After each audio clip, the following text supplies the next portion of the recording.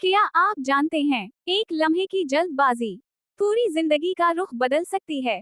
प्यारे बच्चों, एक मोहल्ले में अरशद नाम का एक नौजवान रहता था। वो मेहनती था, मगर अदम बर्दाश्त उसकी सबसे बड़ी कमजोरी थी। जरा सी बात पर गुस्सा आ जाता। एक दिन दुकान पर मामूली गलती पर उसने दुकानदार की बेइज्जत कर दी। बाद में मालूम हुआ कि गलती अरशद की अपनी थी। चंद दिन बाद एक अहम इंटरव्यू में भी वो सब्र ना कर सका और सख्त लहजे की वजह से नौकरी हाथ से निकल गई। एक बुजुर्ग ने समझाया, बेटा, सब्र कमजोरी नहीं, ताकत है। जो सब्र करता है वही आगे बढ़ता है। ये बात अरशद के दिल में बैठ गई।